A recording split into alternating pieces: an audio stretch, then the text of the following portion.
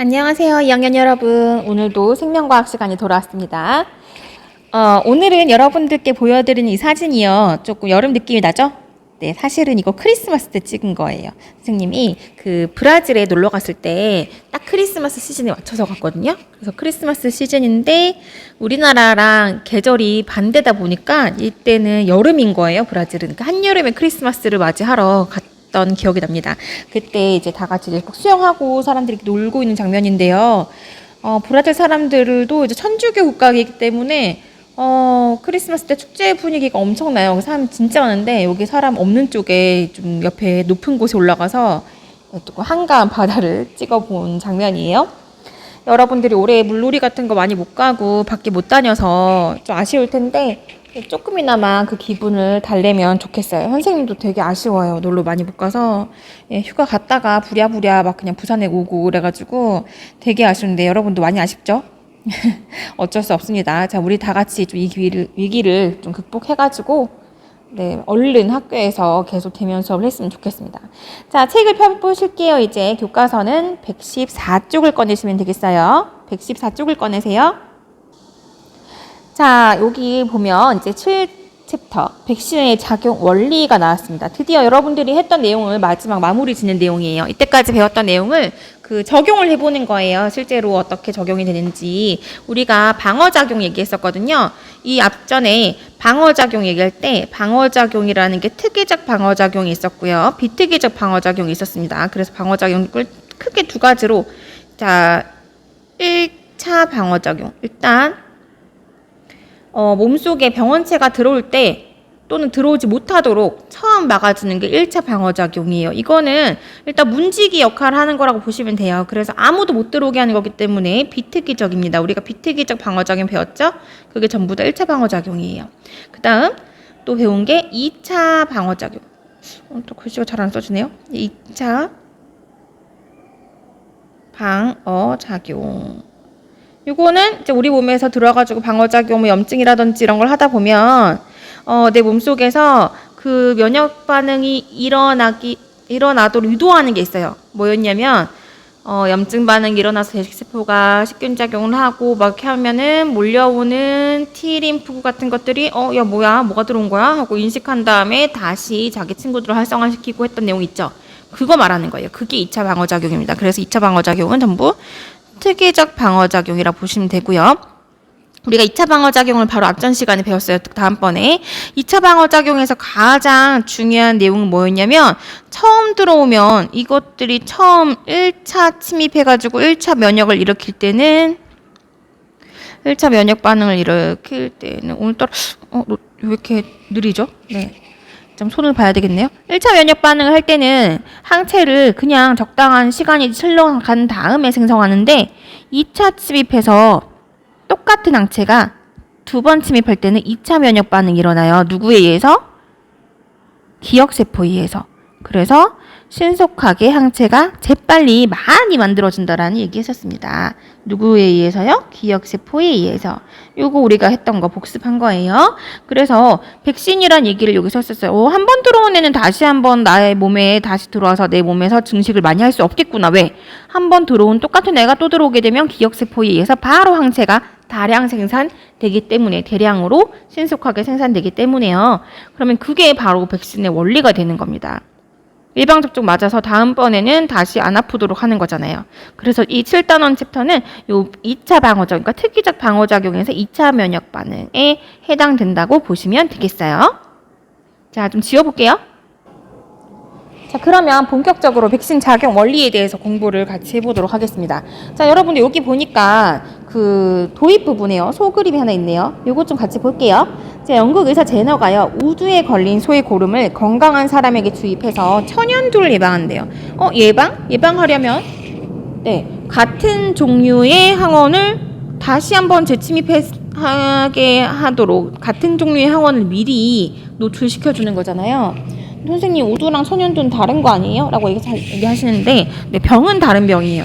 그런데 그 우두에도 똑같은 항원 부위가 있었던 거죠. 예를 들면 뭐 이런 식으로 우두의 항원이 이런 식으로 특정한 모양이 있었다면 그 천연두에도 뭔가 다르게 생기긴 했지만 어딘가에는 같은 부분, 항원 부분이 있었던 거예요. 이런 식으로요. 그러면은 이 항원 조각 때문에 이 항원 조각이 다음번에 인식이 돼가지고 네, 2차 면역 반응을 할 수 있는 겁니다. 기억세포가 여기에 맞는 항체를 또 만들어낼 수 있는 거예요. 이런 것들이 몇 개 있습니다, 여러분들. 가장 대표적인 게 이거예요. 됐죠? 그래서 이렇게 해서 우두법이라고 하거든요. 이거를 종두법 또는 우두법이라 그래요. 우두법이라고 되게 있죠. 이거 종두법이라는 말로도 많이 쓸 거예요. 종두법. 제너가 만들어낸 방법이고요. 우리나라에도 나중에 지석영 선생님이 도입을 합니다. 그래서 이게 예방접종의 시초가 되는 겁니다. 예방접종에 사용되는 그 약물 있죠. 주사약, 예방접종 약을 백신이라고 얘기해요. 여기 줄 거 놓을까요? 줄 거 놓읍시다. 약물을 백신이라고 얘기합니다. 백신이라는 거는 어원이 이렇대요. 그냥 재미삼아 읽어 놓으세요. 네, 그 라틴어 스페인어로 바카라는 게 소란 뜻이거든요. 그래서 소를 주사한다라는 뜻이라고 해서 백신. 영어로는 백신이라고 되어 있는데 어쨌든 바카에서 온 거예요. 그래서 이거를 주입하면요, 항원이 들어있으니까 당연히 가볍게 병을 앓을 수도 있고, 여기 있죠? 가볍게 병을 앓을 수도 있고, 또는 특별한 증상을 겪지 않고 지나갑니다. 왜냐하면 이 세균이나 바이러스를 통째로 넣어주지 않고요. 보통은 이거를 잘라서, 내 몸 진짜 아프면 좀 아프니까, 싫으니까 이걸 잘라가지고 조각낸 상태로, 항원 조각 일부를 주거나 아니면 얘를 죽인 상태로, 비활성화된 상태로 넣어줘요. 그러니까 요 조각을 넣어주긴 하지만 나를 진짜 아프게 하는 걸 넣어주는 건 사실 아니라는 거죠.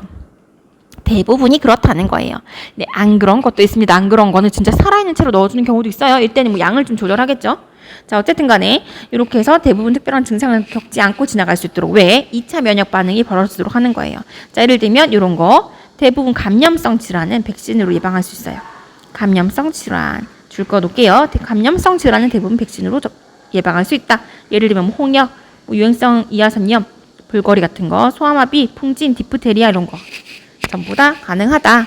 줄을 끄려고 끈 건 아니고 여러분들 그냥 뭐 대충 보시면 됩니다. 요 감염성 질환이만 좀 체크해 주세요. 감염성 질환. 딴 거는 그 읽다가 쌤 끄는 거라서.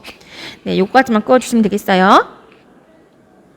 자, 그 다음 내려가서 계속 읽어볼게요. 백신은요, 질병을 일으키는 병원체의 독성을 약화하거나 비활성 상태, 아까 얘기했죠? 이 병원체를 살아있는 채로 진짜 집어넣어서 내가 병에 걸리도록 하는 게 아니라 이거를 조각을 내거나 아니면은 비활성화 상태로 만들어서 넣어줘요. 그러니까 조각 내거나 비활성화 상태 또는 죽이거나 이렇게 돼서 넣어주기 때문에 내가 진짜로 아프지는 않다는 얘기예요. 하지만 독성은 약화했지만 항원으로 작용할 수 있어요. 항원으로 작용한다면 내 몸속에서 뭘 유도할까? 그렇죠. 항체 생성 만들 수 있죠. 항체 생성할 수 있죠. 누가? 형제세포가 만들어줘요. 형제세포가 항체 만들면서 한쪽에는 비림프구가 기억세포가 되어서 남아있는다라고 얘기했었습니다. 그래서 여기서 목적은 기억세포인 거예요. 여러분들 기억세포를 잘 알아두셔야 된다고 했죠. 자, 그래서요. 건강한 사람에게 백신을 접종하면요. 체내에서 1차 면역 반응이 일어나서 방금 항체랑 기억세포 만들어준다라고 얘기했습니다. 따라서 두 번째로 이후에 실제로 병원체가 체내에 침입하더라도요. 누구의 작용? 네, 이게 굉장히 중요한 거죠. 기억세포의 작용으로요. 기억세포 표시해 주세요. 기억세포의 작용으로요. 2차 면역 반응을 또 줄 거 줄게요. 2차 면역 반응이 일어나요. 그래서 다량 양체가 빠르게 생기니까 병을 앓지 않고 이겨낼 수 있다라고 얘기했습니다. 백신을 접종하면 그러면 제일 처음에 들어온 거니까 1차 면역 반응인 거죠. 그 다음에 다음번에 진짜 세균이 나한테 들어오면, 진짜 병원체가 들어오면 기억세포 작용으로 2차 면역 반응한다라는 얘기를 한 겁니다. 되게 쉽죠, 얘들아? 예. 그 다음 내려가서 이 물음표도 한번 볼까요? 상식으로 풍진과 홍역은 증상이 비슷해요. 홍역 예방접종하면 풍진도 예방할 수 있을까? 라고 조사를 한번 해보시면 좋겠는데, 하실 시간이 없으니까 쌤이 해줄게요. 증상은 비슷해요. 얘들은 증상이 비슷한데, 증상이 비슷하다라고 해서 항원이 같다라고 얘기할 수는 없습니다. 서로 다른 병원체고요. 항원이 달라요, 얘들은. 그래서 그냥 따로따로 예방접종 해야 돼요. 그래서 백신, 여러분들 그 백신 약을 먹어본 적도 있을 수 있어요. 그 다음에 주사 맞아본 적도 있을 수 있습니다. 보통 주사로 하죠.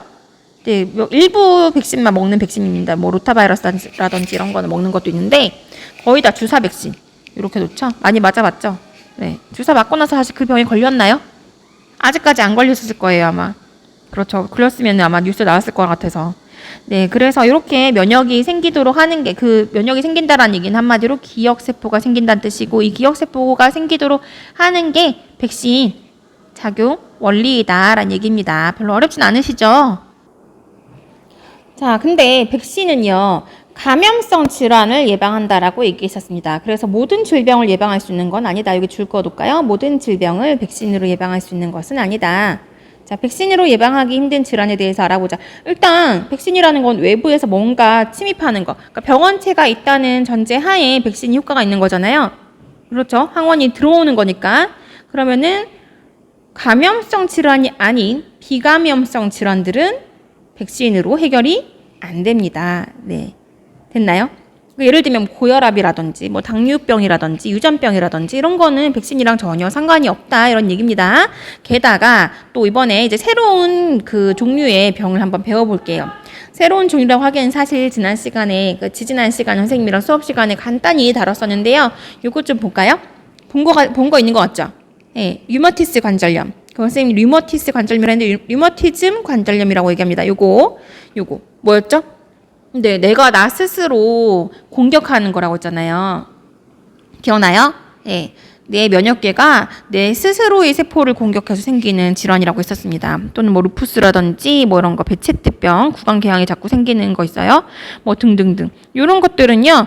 이거 조사해서 적어보자 했는데 같이 그냥 써볼게요. 바로 이런 거는 전부 다 우리가 예전에 배웠던 그 자가 면역 질환입니다. 써볼까요? 자가 면역 질환이다. 요 위에 써져 있는 것들의 공통점이 자가 면역 질환이다. 어떤 질병이에요? 네, 인체의 면역계가 외부 물질이 아니라 자신의 세포를 공격하는 거다. 좀 슬픈 병이죠? 됐나요? 자, 2번 문제 할게요.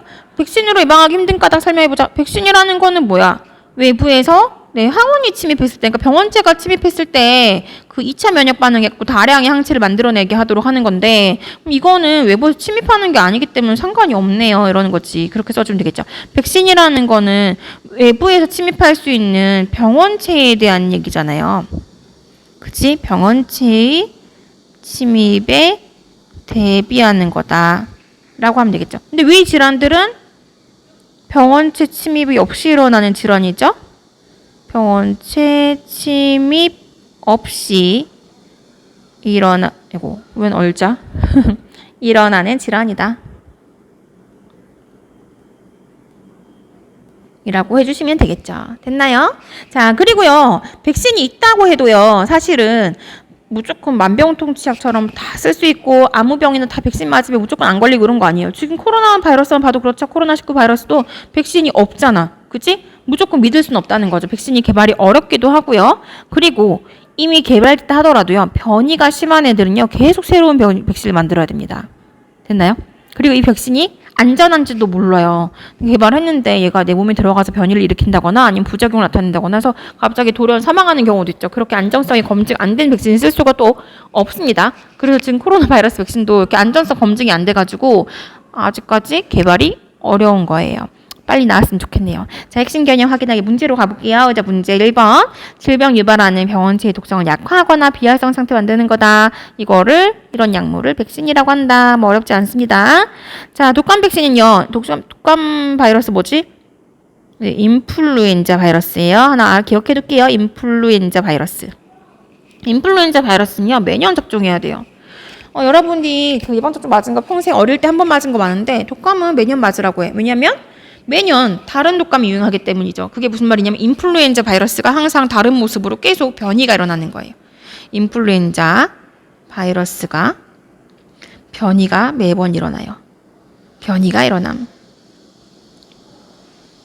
뭐 매년 변이하는 게 아니고 거의 뭐 실시간으로 계속 변이한다고 보시면 돼요. 근데 이제 보통 겨울철에 추워서 우리가 면역이 떨어져서 잘 걸리니까 겨울철 대비해서 항상 새로운 이제 변이가 된 그때 유행하고 있는 애들에 대한 백신을 주사 맞는 거죠.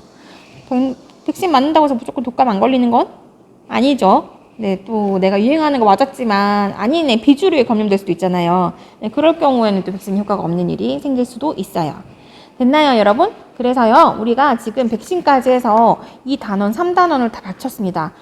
고생 많이 했죠, 이번에. 자, 그러면 여기 문제도 한 개 풀어볼게요. 이번 117쪽, 118쪽 가시면 여러분들이 그 1학기 기말고사 때 문제 풀었던 게 나와요. 쭉 나오는데, 거기서 아직 우리가 안 풀었던 문제들이 여러 개 있어요. 그 중에 120쪽에 있는 그 16번 문제 한번 풀어보도록 할까요, 같이? 자, 120쪽으로 가볼게요. 120쪽 나와라. 자, 120쪽에 있는 16번 문제로 가겠습니다. 그림은 ABOC 혈액 경이요. O형인 사람이랑 A형인 사람 혈액이래요. O형인 사람은 뭘 갖고 있었는지 한번 적어볼까? 응집원 중에는 A, B 이런 거 갖고 있었나요?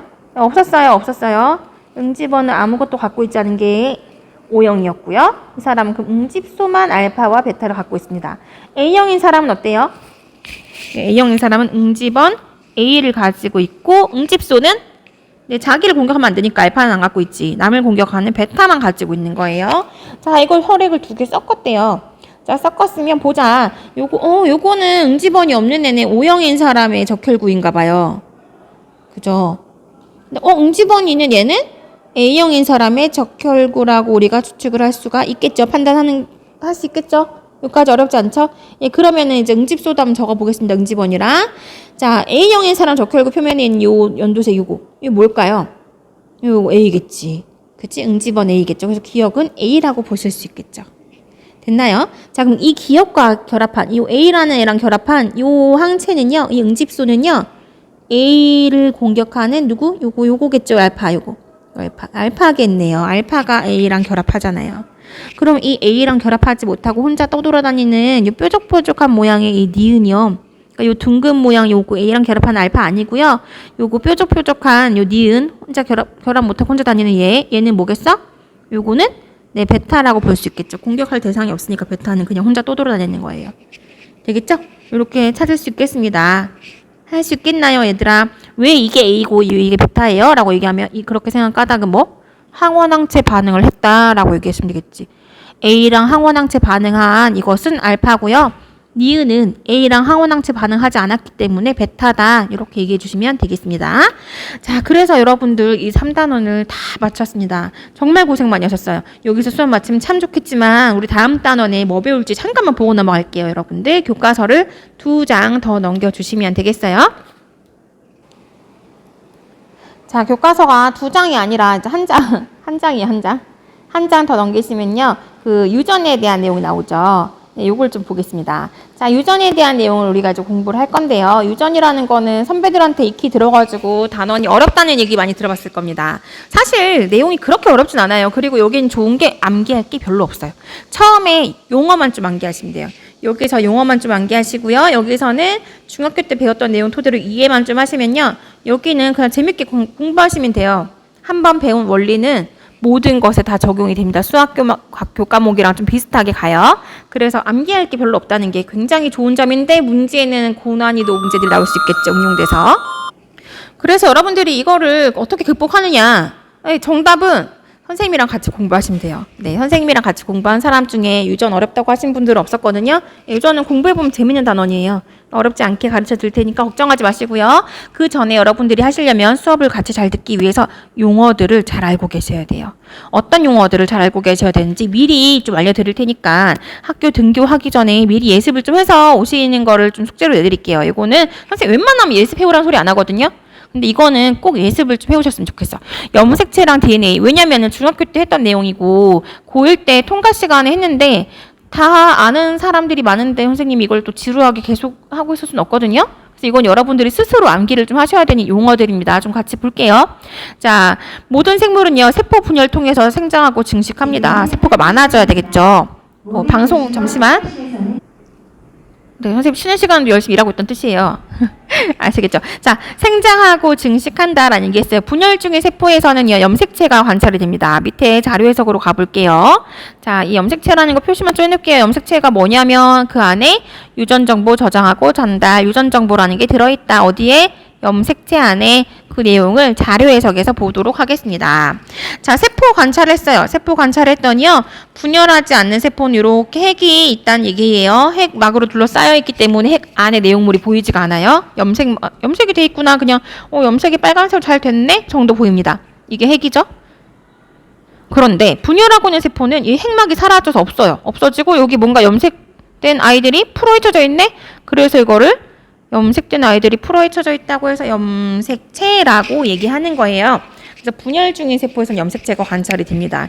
염색체를 좀 확대해가지고 보기로 했어요. 그랬더니 가운데 이렇게 뭉쳐있는 부분이 있고요. 가운데 이렇게 붙어있는 부분이 있고 두 가닥이 여기는 그려져 있네. 요렇게 한 가닥, 오른쪽에 이렇게 또 한 가닥, 두 가닥이 그려져 있네요. 자, 요렇게 두 가닥이 있을 수도 있고 또 어떨 때는 이렇게 한 가닥만 있을 수도 있어요. 요 가운데 붙어있는 요것을 뭐라고 하냐면 동원체라고 얘기해요. 하나 좀 적어 둘게요. 동원체라고 얘기하고요. 그리고 이렇게 한 가닥, 두 가닥 붙어 있잖아요. 요거랑 얘는 한 가닥일 수도 있고요. 요 두 가닥일 수도 있는데 두 가닥인 이유는 뭐냐면 얘가 똑같이 복제한 거야. DNA를 똑같이 복제해서 하나 더 붙여가지고 있는 거예요. 그래서 이거 분신 같네? 그죠? 염색체, 자기의 분신이에요. 염색 분체라고 얘기합니다. 이거 두 개는 내용물이 완전 똑같습니다.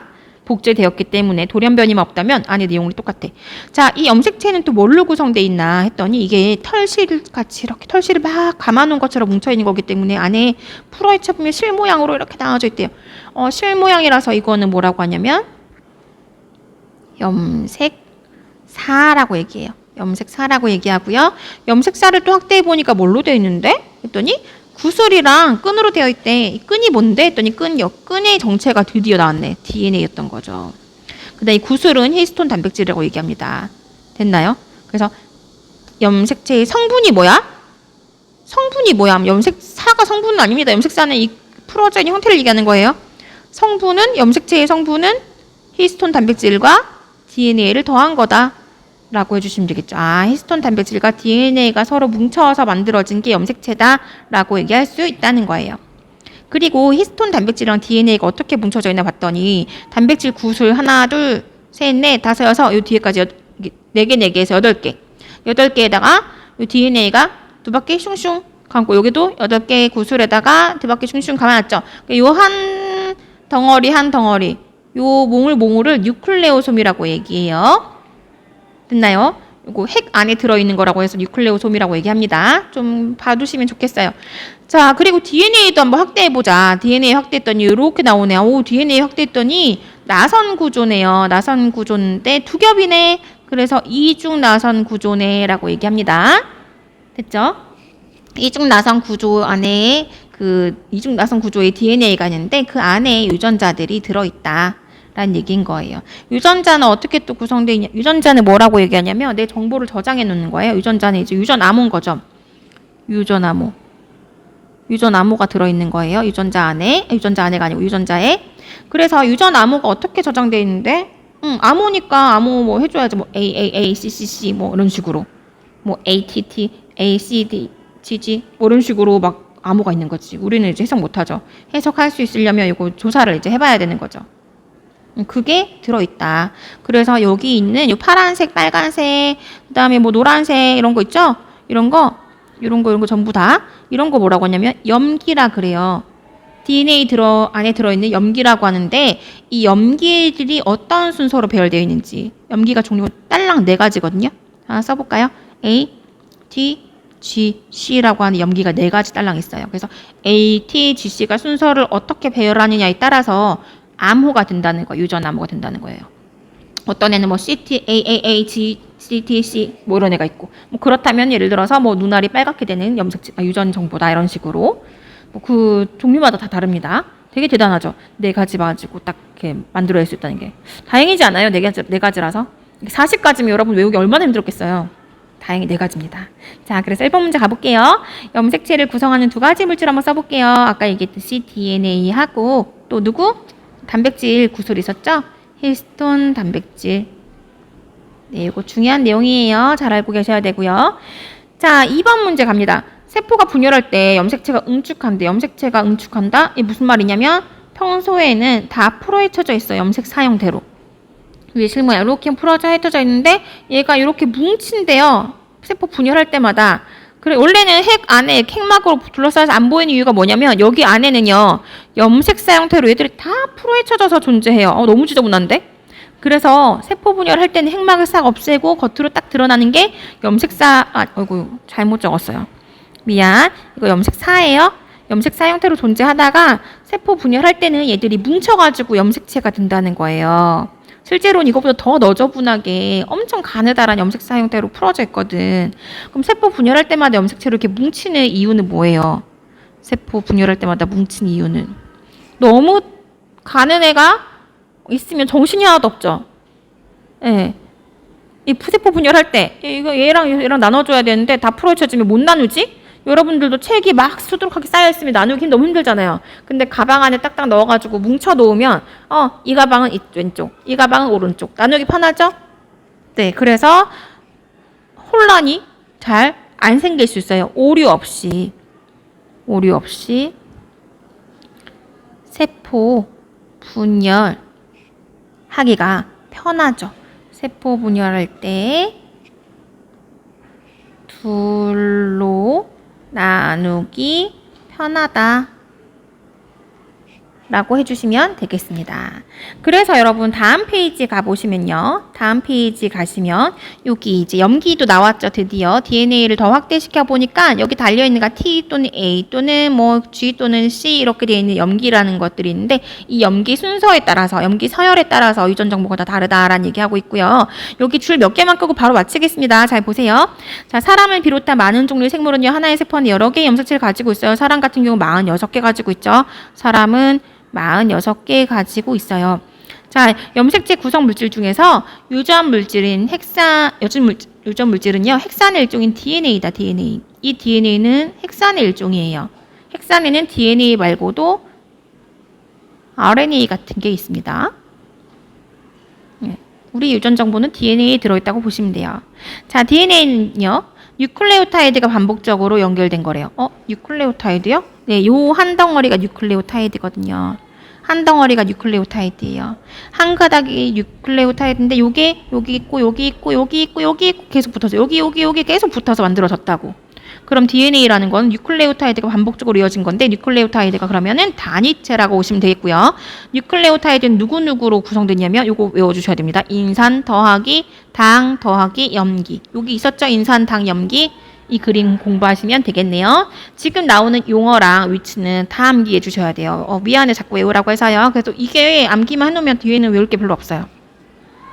자, 그리고 아까 뉴클레오솜 얘기 같이 했었고 암기해 주셔야 되고요. 자, DNA에서 유전 정보가 저장된 부분을 유전자라고 드디어 얘기합니다. DNA인데 유전 정보가 저장 안 돼 있는 부분도 있어요. 의미 없이 막 쓸데없는 낙서처럼 여러분도 글자 적을 때 낙서처럼 막 끊는 거 있잖아요. 그런 것도 여기 DNA 안에 들어있거든. 그거 빼고 낙서 말고 진짜 중요한 부분 찐을 유전자라고 얘기한다 이런 얘기예요. 됐나요? 자, 한 생명체가 가진 모든 유전 정보를 유전체라고 얘기하고요. 그래서 요거는 전체적으로 용어들을 암기를 해주시면 좋겠습니다. 그거 암기해 주시는 것까지가 숙제예요. 용어 암기해 주시고요. 그 용어 암기하는 숙제 하고요. 여러분들 형성평가는 오늘도 제출하셔야 돼요. 형성평가 대신에 간단하게 해드릴 건데 대신 요거 용어 외우는 숙제는 좀 해오셔야 다음 시간에 공부를 좀 따라갈 수 있습니다. 오늘 여기까지 볼게요. 형성평가로 가요. 네, 수고하셨어요. 안녕.